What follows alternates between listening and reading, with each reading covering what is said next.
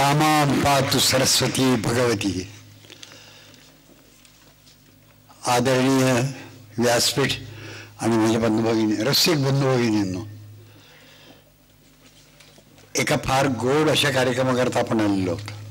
काव्य आणि संगीत यांचं अतिशय जवळचं नातं आहे आणि या दोन्हींचाही कार्यक्रम आज आपल्या पुढे, म्हणजे आपल्यासारख्या रसिकांच्या पुढे दातारजी आणि इतरही पण कलाकार हे सादर करणार आहेत.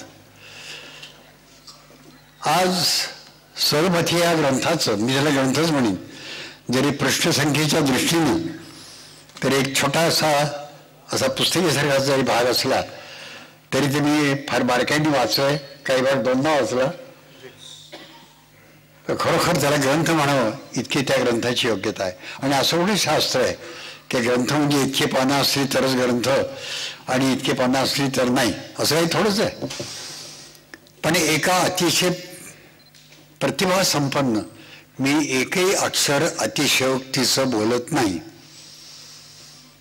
एक अतिशय प्रतिभा संपन्न आणि तेवढंच बुद्धिमान असे एक व्यक्तिमत्व आपल्याला लाभलं आहे. पंडित राजूजी सवार. एवढ्या मोठ्या प्रतिभेचा मनुष्य की यांच्या अगदी अल्प सहवासातच मला पहिल्यांदा कल्पना आली की प्रकरण काहीतरी वेगळं आहे. अर्थात तो सहवास पुढे वाढतही गेलाय आणि त्यातनं असं लक्षात आलंय की आमच्या वसुंधरा उत्सवाकरता त्यांनी केलेली गीतं पाहिली, मी थक्क झालो, मी विस्मित झालो. इतकी मोठी प्रतिभा हे महाराष्ट्रातलंच काय पण भारताच्या प्रत्येकाला माहिती असावी इतके तिचं मोल आहे. आणि या प्रतिभेतनं एक तत्वज्ञानच पुढे या ग्रंथ, म्हणून मी त्याला ग्रंथ म्हणतोय, नाही तर मी त्याला फक्त प्रस्तावनाच म्हटलं असतं. पण मी ग्रंथ म्हणतोय याचं कारण असं की योग सामर्थ्याशी, म्हणजे पतंजलीच्या ग्रंथाला प्रस्तावना म्हणून हा भाग असावा इतकी मोठी त्याची योग्यता आहे. पतंजली योगशास्त्र आहे, भारतीय मानसशास्त्राचा तो एक आद्य ग्रंथ आहे. पण सोलमथीमध्ये जे तत्वज्ञान सांगितलेलं आहे ते तुम्हा मला विवेकानं त्याचं आपण जास्तीत जास्त मनन करून, चिंतन करून, अर्थात ते गुरुशिवाय शक्य नाही असं माझं मत आहे. गुरु जर मिळाला तर आणखीन त्याला गती येईल, पण ते मनन करून, चिंतन करूनच तो ग्रंथ आपल्याला आत्मसात करता येईल. योग मार्गाच्या अत्यंत जवळचं असं हे तत्वज्ञान आहे, ते तत्वज्ञानच आहे.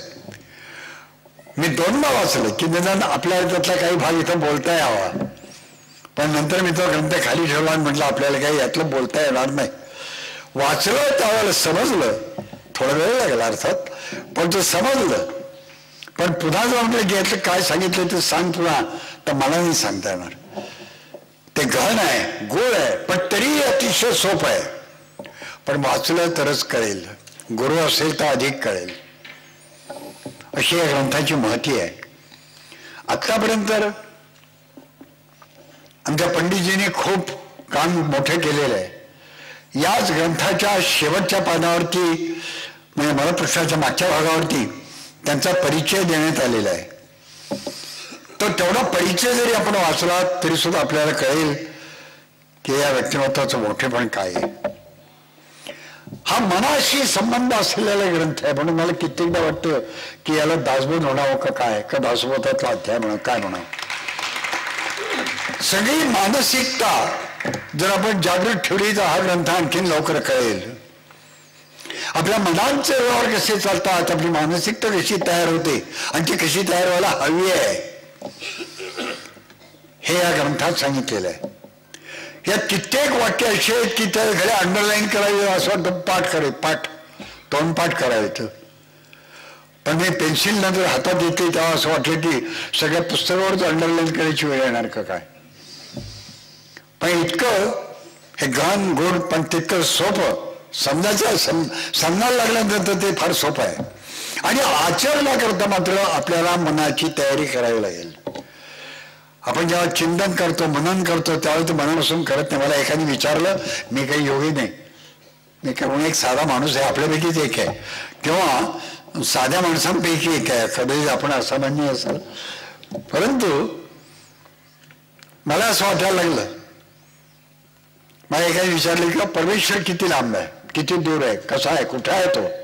म्हणून बाबा मला नाही माहिती नेमकं कुठे आहे तो, त्याचा माझ्याकडे काही पत्ता नाही, मोबाईल पण नाही आहे, तर मी नेमकं काय सांगू. पण एवढं मी आपल्याला सांगतो की परमेश्वराचा पत्ता त्या रस्त्यावरती अशा पाट्या लावलेल्या असतात. अकुर्डी 3 किलोमीटर, औंध 10 किलोमीटर, असं परमेश्वर 25 किलोमीटर, असं सांगता येणार नाही. तो समजावा लागतो, आपल्याला लवकर समजत नाही. कारण मी मनापासून प्रयत्न केला तर मला परमेश्वर समजेल का. मी म्हटलं माझा अधिकार नाही सांगायचा, तरी पण मला इतरांचे जे अधिकार मी पाहिलेत, वाचलेत, अभ्यासलेत, उदाहरणार्थ ज्ञानेश्वर माऊली, उदाहरणार्थ रामकृष्ण परमहंस, उदाहरणार्थ गुरु नानक देवजी, उदाहरणार्थ कितीतरी आता उदाहरणं सांगावीत तिथे थोडी आहे त्या देशामध्ये, उदाहरणार्थ मोरया गोसावी, या सगळ्या महापुरुषांना भेटला तो परमेश्वरच भेटला ना.